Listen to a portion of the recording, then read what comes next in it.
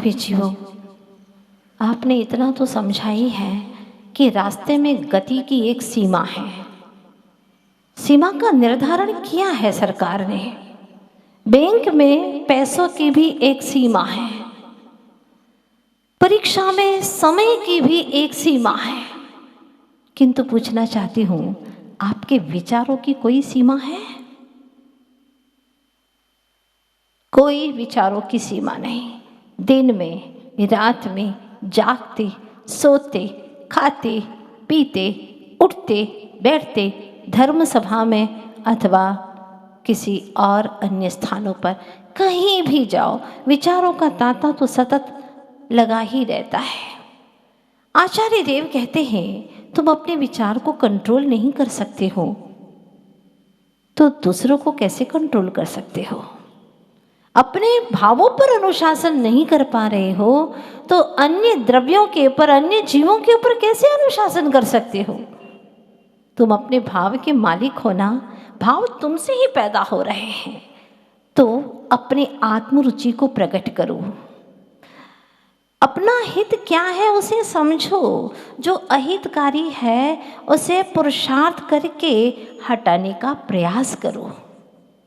वो हटते ही नहीं है। कहाँ कहाँ तक हटाए, कितना हटाए? तो आचार्य भगवान ने बहुत अच्छा तरीका बताया है।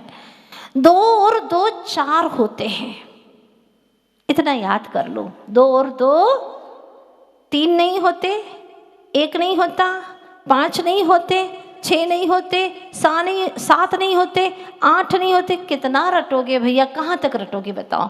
कोई सीमा है क्या? 1000 नहीं होते, लाख नहीं होते, करोड़ नहीं होते, एक गिनती कहाँ तक रटोगे? ये सारी चीजें छोड़ दो। आप तो सिर्फ इतना याद कर लो कि 2 और 2, बस सीधी सी बात है। एक चीज याद कर लो, एक चीज का आप ध्यान कर लो कि यही सत्य है। सत्य को पकड़ो, असत्य को कहाँ तक नकारते रहोगे कि ये नहीं है, वो नहीं है, ये भी नहीं है। ये सब नकारते नकारते अनंत जीवन बीत गया। इसलिए अब स्वावलोकन का समय आ गया है। स्वावलोकन, निज का अवलोकन करने का समय आ गया है। सुंदर चीज आपको बहुत पसंद आती है ना, और सुंदरता देखने के लिए पेड़ पौधे और पानी को, पेड़ पौधे पर्वत, पेड़ पर्वत और पानी को देखने के लिए लाखों रुपया खर्च करते हो, विदेशों में घूमने के लिए जाते हो, और क्या दिखता है? इसके सिवा कुछ नहीं। और इनकी सुंदरता का कोई ठिकाना नहीं है। आज पर्वत है, कल सपाट मैदान भी हो सकता है। आज नदियां हैं, पानी है, वहां पर शुष्कता भी आ सकती है। जहां आज हरियाली है वहां पर पतझड़ भी हो सकता है। ये तो होता ही है। ये पर्यायों का परिणमन ही ऐसा है। जहां पर आज बच्चों की किलकारियां गूंज रही हैं, आंगन भरा भरा सा लगता है, कल वहाँ उजाड़ सा दिखने लगता है। जो आज बहुत सुंदर अट्टालिका हंसती हुई नजर आती है, कल वह खंडहर के रूप में नजर आता है। जहाँ आज पंछी कलरव कर रहे हैं, गीत गा रहे हैं, कल वहाँ पर किसी शव को खाने के लिए कलरव करते हुए सुनाई दे सकते हैं। ये संसार की लीला है। इसी का नाम तो संसार है। संसरणम परिवर्तनम इति संसारः। जहाँ 5 प्रकार का परिवर्तन निरंतर चलता ही रहता है, वह संसार है। उस संसार में परिभ्रमण करते हुए हम संसारी जीव, क्या कहते हैं? हम तो संसारी जीव हैं। आप लोग कहते हैं हम तो गृहस्थ हैं, संकलेश नहीं करे तो क्या करें, ये नहीं करे तो क्या करें, बाहर में न घूमे फिरे तो क्या करें? ठीक है, घूमो, खाओ पियो, क्या हाथ आने वाला है, इसका रिजल्ट देख लेना। जब भी कोई कार्य करते हो तो रिजल्ट देखते हो ना। अरे भाई, बिजनेस करते हो तो ये तो ध्यान में रखती हो कि इससे मुझे कुछ मुनाफा होगा कि नहीं होगा। जो घाटे का बिजनेस है उसको कोई करना चाहता है क्या? नहीं। अगर घाटा लग जाए, कदाचित दूसरा धंधा करते हैं, उसमें लग जाए तीसरा करते हैं। तो आप बिजनेस बदलते रहते हैं। आज तक आपने जो संसार का, अज्ञानता का, कषाय का व्यापार किया है, भोगों का व्यापार किया है, इस ज्ञान ने जो ये व्यापार किया उसमें आज तक घाटे ही घाटे हुए हैं। लेकिन आज तक नहीं बना। वही दुख, वही समस्या, वही परेशानियां, रोज की झंझटें, वही तो हो रहा है सब कुछ। तो आचार्य देव कहते हैं कि तुम्हें वो सुंदरता नहीं देखना है फैशन शो वाली, विश्व सुंदरी कौन है ना, इसके लिए स्पर्धाएं हो रही हैं, लोग इकट्ठे हो रहे हैं। क्या होने वाला है शरीर के मापदंड से? कुछ नहीं, ये तो बना बिगड़ा, कब बन जाए अच्छा, कब अच्छा लगे और कब बिगड़ जाए कोई भरोसा नहीं है उसका।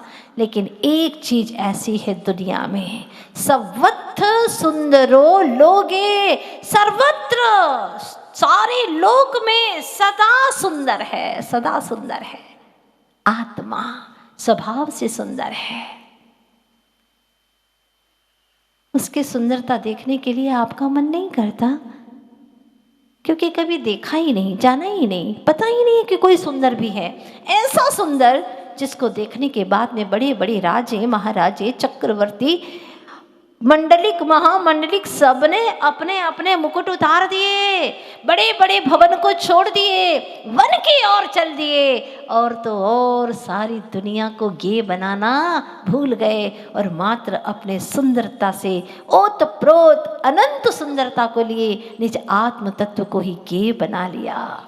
आंखें खुली नहीं, आंख बंद करके बैठ गए और हुमक हुमक करके ललक ललक करके निज चेतन आत्मा को ऐसे निहारते हैं जो तुमने किसी रूप को क्या निहारा होगा, वो अपने स्वरूप को निहारते हैं। इतना अच्छा लगता है, इतना अच्छा लगता है कि स्वरूप से बाहर आते ही नहीं, क्योंकि वो जानते हैं बाहर गया तो दुख कूप है, दुख का कूप है। जो चिद्रूप है, चेतन भूप है, उससे बड़ा सुंदर और कोई नहीं। अरे सुंदर बाहर में नहीं है, बाहर की सुंदरता को निहारने वाला सुंदर है, वो है चेतन आत्मा। ये सुंदरता को निहारने वाला कौन है? चेतन आत्मा है, वो है सुंदर, अद्भुत है। उसके लिए शब्द कम पड़ जाते हैं। अद्भुत चीज़ें कही हैं आचार्य भगवान ने कि ब्यूटी बाहर में नहीं है, ब्यूटी तो भीतर में है। हर पदार्थ ब्यूटी से परिपूर्ण है, लेकिन जहाँ मिलावट हो जाती है वहाँ ब्यूटी खत्म हो जाती है, सुंदरता खत्म हो जाती है। जैसे देखिएगा, पानी अपने आप में सुंदर है, मिट्टी भी अपने आप में सुंदर है कि नहीं? क्योंकि प्रत्येक पदार्थ अपने आप में सुंदर है, लेकिन पानी और मिट्टी को मिला दिया तो कीचड़, अच्छा नहीं लगता। उसी प्रकार से आत्मा अपने आप में सुंदर है, परमाणु भी अपने आप में सुंदर है, एक परमाणु।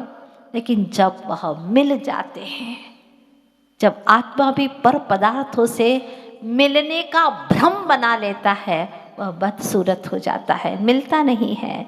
कोई पदार्थ निश्चय से देखा जाए तो अपने स्व चतुष्टय को कभी तजता नहीं है, वो अपने स्वरूप में ही है। लेकिन जब वह मिलन का हमें भ्रम हो जाता है तो मोह की वजह से हम कहते हैं कि ये मैं हूँ, ये मैं हूँ। मतलब इसके अंदर तो जीव भी है और शरीर भी है, दोनों है ना। तुमने दोनों को जोड़ दिया, और जितना संबंध करोगे उतने ही दुख बढ़ते चले जाएंगे।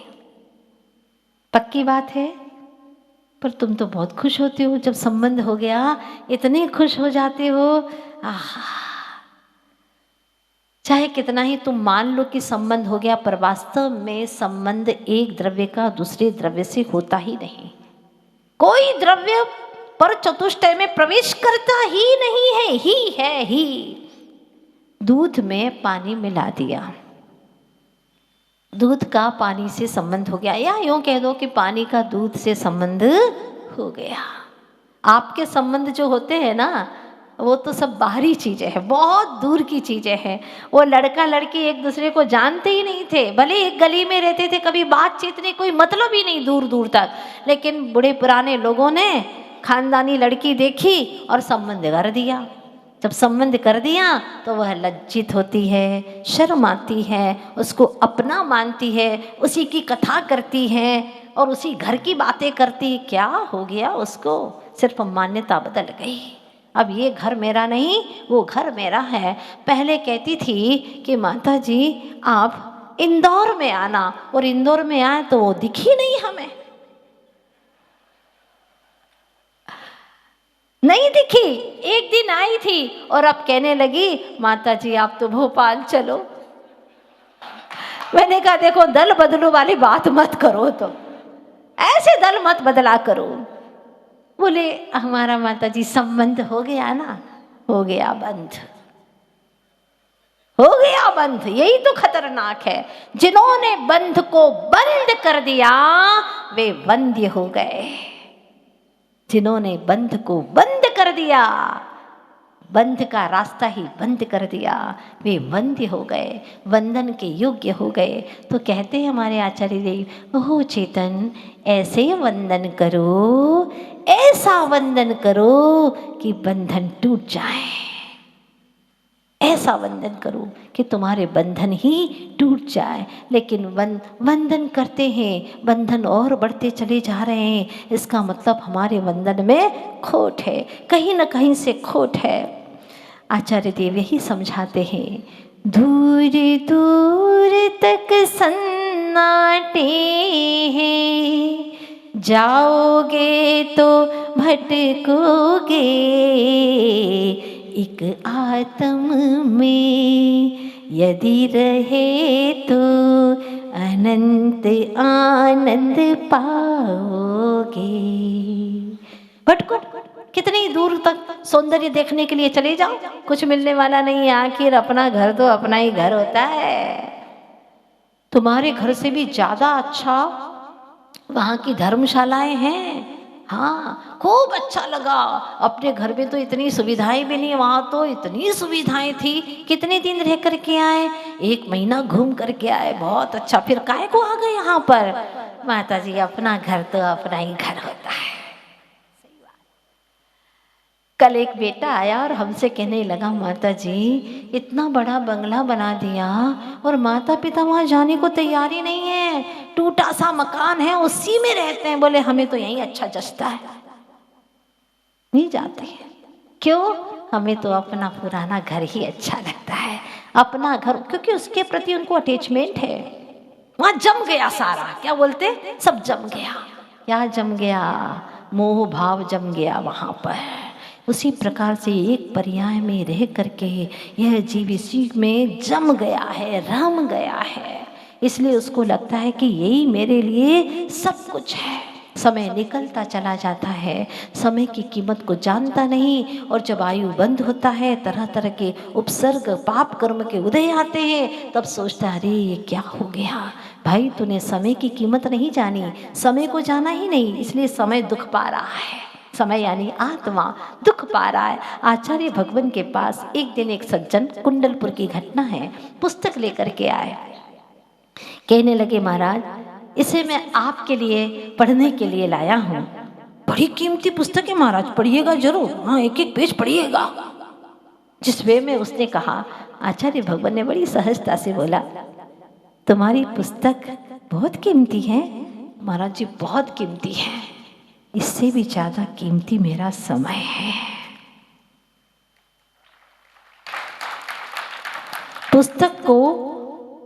पुस्तक के पीछे मैं अपने कीमती समय को खोना नहीं चाहता।